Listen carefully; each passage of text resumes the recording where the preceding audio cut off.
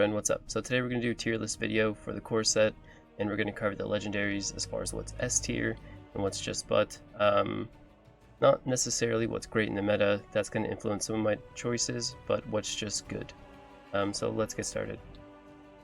As far as S tier, I personally think there are only two. Asterius the Glittering one, a staple in every Zoo Light list. Really strong. Zoo Light recently got nerfed, so it's not going to be played quite as much, but I think it's a phenomenal card. And then Ecrolith, spawn of something or another. I personally think Baby Dragon, fantastic. It's a warded frontline for 6 mana, and it can be as big as a 9/9 depending on how big your hand is. Super strong. It's in a majority of control decks, and yeah, I think as far as S tier goes, those are the best. Evner's really strong. It's just not as strong as these two. So Hevner, I'm going to put an A tier. Also really strong. It's harder to play with how fast the meta is as far as combo decks go, and it's really easy to deal with and requires a lot of setup. You can get it really big, but it dies to a lot of things. So A, I would say Odessa, also really strong. It's going to help a lot with combo decks. I think I'm going to actually put it in my control light list for this weekend. I personally like it.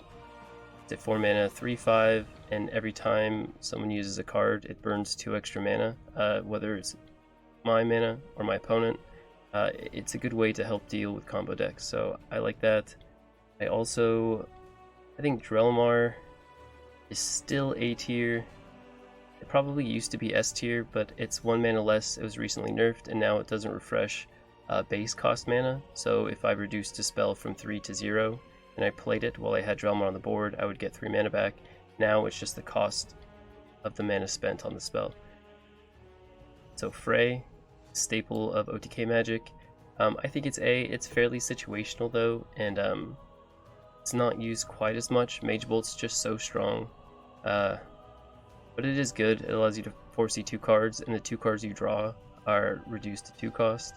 So if you can pull 2 9-mana cards, it's just a huge tempo swing. If you combo that with Portal Wrangler or Avatar Magic, you can get like a pretty gross combo going. And I think Teteria is really strong. I don't like her in Zoo decks because she kind of muddies up your deck. But if you don't have a Jason and you're running a control deck, it's a good substitute just for adding like late game anti-fatigue and just like value generation. I'll throw Porphyrion in A tier also. So Ward, super hard to deal with, and it's a 5/4 for 5 mana, which aren't horrible stats. The Ward makes the 4 health less bad, and it does make your opponent's God Power cost 2 more, right? So if you're at 4 mana and you pip that out, and your opponent's turn 4, they can't Mage Bolt and Starshare Bolt this, right? For Magic, Size of the Harvest deals with it, but it's a solid card. I think Corellis is A tier. It may even be S tier.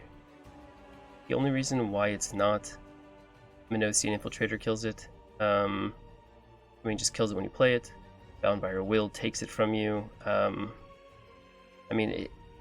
It can die to a lot of things.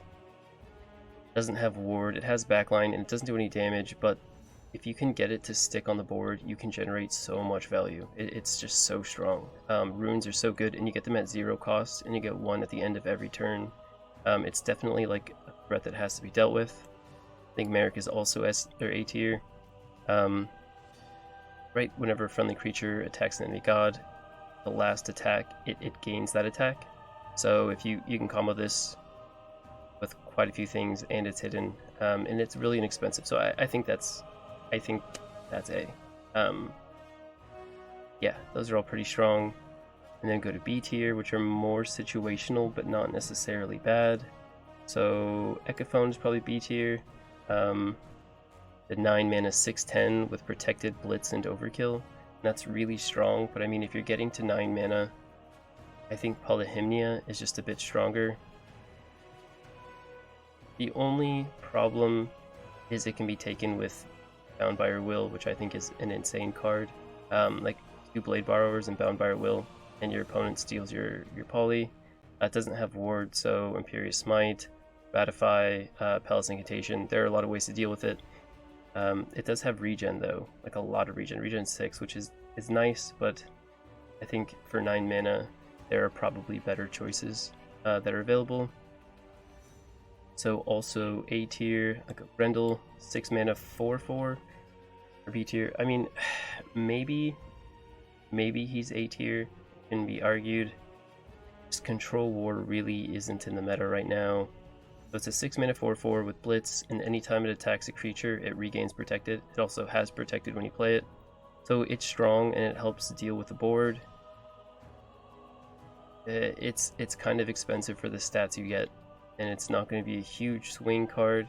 If you're ahead, it will keep you ahead, but if you're behind, it's fairly easy to deal with. 4 health is not a lot, and 4 attack really is not that much. So Nemean Lion, I would say also B tier. So it's a 3 mana, I believe it comes down as a 2/3, and then anytime a roar creature is played, you get +1/+1. So I see this played in light often, Zoo Light, where there are a lot of roar echo cards, and so you can get it pretty big, but it doesn't have, protected or ward or anything that's safe, so it's kind of an easy kill target. And so Looking Disciple, also put as B. So anytime it attacks any either creature or god, they fall asleep. It's a 4 mana 4/4, which are pretty standard stats, right? Like 3 mana 3/3, 4 mana 4/4, 5 mana 5/5. Like kind of like where card, I'd say like base stats are, unless there's something really good about it. So it's hidden, which is nice, and it puts something to sleep. So if you're playing against Relic War, this is really useful, right? Like you can lock War God down, can't swing, which is like their win condition, right? So as long as you can keep it alive, you take Orpheus Distraction, you can hide it, and you can get a lot of value out of it. But oftentimes it's just easier to have a front line. It's just a bit less situational. Like a front line's guaranteed to soak up however much damage it takes to kill, where this, if they have creatures on the board, isn't going to be as strong. So against pure Relic War, I think that's really good, but against a lot of other decks, it's not fantastic. Okay, so from there, I think Hector also, right? Hector used to be S tier. Hector used to get Leech and Frontline, which is insane. No longer has that. So Hector gets Blitz, Protected, Twin Strike, and Ward, which are Ward's great. It's a 7/7 now, so it's a 7 mana 7/7. It used to be a 7 mana 6/6, and it would get Leech and Frontline also. So got hit pretty hard. It's not nearly as strong as it used to be. I don't think it's bad. I just don't think it's an auto include. Any other? Okay, I'll even put Ladin in here. So Ladin is an 8 mana 10/10. Oh, 8 mana 12/12 actually. I'm sorry. And it reduces. Okay, so reduce the mana cost of each dragon in your hand by 1 for each card in your hand. So this is played in combo decks, right? So like an over the line combo deck, you can play Ladin at 8, reduce your 9 mana, 8 and 7 mana dragons to 1, and the next turn just fill the board and over the line for a win. That being said, there are a lot faster combo decks than that, so it's not super reliable or played often, but it is interesting. It's your semi, right? It's a 3 mana 3/3. It's an Amazon. When you play it, every creature on your board gets regen 1, and when it dies, every creature gets regen. So I run it in my Amazon deck. I think it's pretty strong. Regen is huge, and the fact that it can give 3 regen or 2 regen to a creature. So as far as like maximum value, you're getting 10 regen, right? If you have 5 other creatures on the board, you played your Semini, gives 1 to each, and then it dies and it gives another one. I think that's fairly strong. I put it as B, maybe C, because it's only run in one deck, and it's not going to win you the game. It's going to help your creatures stay alive, but you have to already kind of be ahead for it to be played. So maybe it's C, but we'll leave it at B for now. So if we go to C tier, I think Balthazar, not bad. It's 2 mana 2/3, so fairly decent stats, and it increased all the spell in your opponent's hand by 1 for their next turn. which can be really good. It hasn't gotten a lot of play because it's not super impactful. I mean, it can help you establish board early, like if you're playing against light and it's your turn 2, right? You play this and they go to their turn 3 or their turn 2 and they can't pip light's levy, so you're able to establish board a bit quicker. But I just don't think it's that impactful to play early and saving it for late game. Like, there are way better options to deal with opponent spells. Okay, so from there, other situational cards. So I guess Thalia is also C tier, and I only say that because it is so situational. She's a 6 mana 2/2, but she can gain control of any creature that's sleeping, which in Sleep Deception can be pretty insane because you can steal anything, right? You can steal a Polyhymnia, you can steal an Negrios, an Avatar Magic. And Deception has 0-cost sleep spells, so you can even squeeze it in on turn 6 to steal Eklarith or... Anyway. I'm going to throw Ulfgar in C tier also. It's a 3 mana 3/3 Viking. Anytime you play another Viking, you summon a 1/1, it's a 1/1 Viking, right? And it gets Blitz, which it's run in a Volka's Axe deck that I play, which I personally enjoy. It's kind of a meme deck, so it's not the best in the world, but it's fun and it's not terrible. It can help you fight for board early. I have won against light without getting my axe, which is kind of funny, just by being able to keep board and keep a lot of pressure. So it's not bad, but also there are better cards in the 3 slot, and it's very situational. And I think maybe we can put Cerberus in C tier. So Cerberus is a 7 mana 6/7, and at the end of each turn, destroy 1 enemy creature with 3 attack or less, which isn't terrible, right? It's not good. So if you're playing against a Zoo deck, I think Bifurcating Curse, APOC, or End Times probably a better choice. If you don't have those, Cerberus can be pretty strong, and it's a body, but it only destroys 1 creature at the end of each turn. At the end of my turn, it destroys the thing. At the end of my opponent's turn, it will also destroy a creature. It's not terrible. It's reasonably statted. Kind of understated, right? Because like a 7 mana 7/7, I think would be just like your standard 7 mana creature, unless there's like a really big upside, like a Demogorgon, right?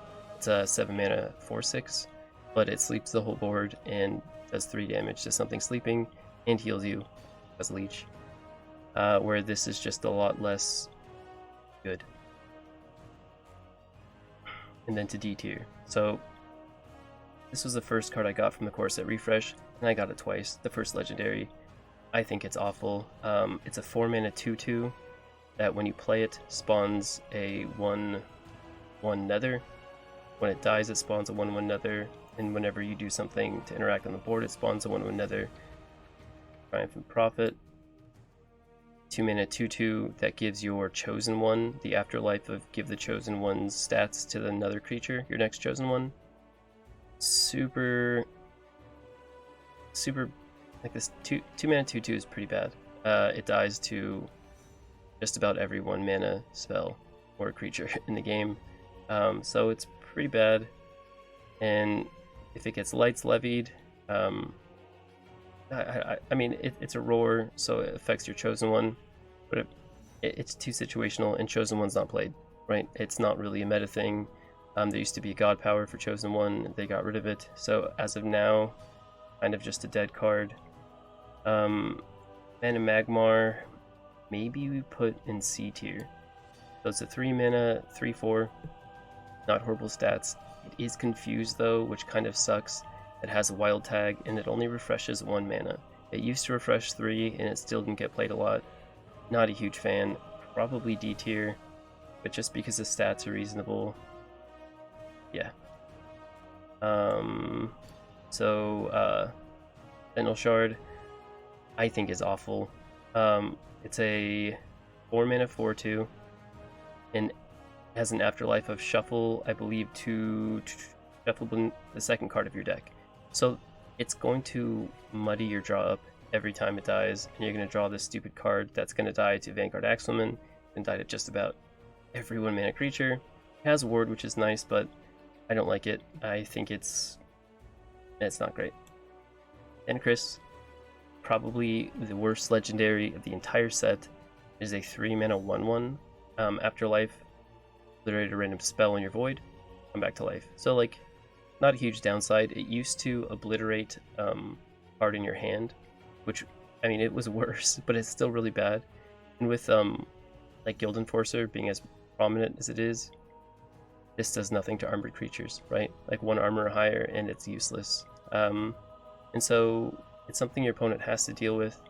I mean, it can be annoying. Like, it can deal with like a lot of like really strong creatures that don't have armor or protected. That being said, it doesn't cost a lot, and most gods can kill it with their god power. It can be transformed or lights levied, and it's just gone. Xanthium is a 5-mana 5/5. I believe it gains protected, hidden, and ward. Okay, so reasonable stats. I think we put this C tier. So it has Wild Tag. Not terrible, but I mean, if I'm running Nature, I'd rather have Veil Wardens my 5 slot. I'd rather have Avatar Nature or Guild Enforcer. They're just better options. Thank you for watching. I appreciate your time. Let me know what you think. Like and subscribe. Bye, friends.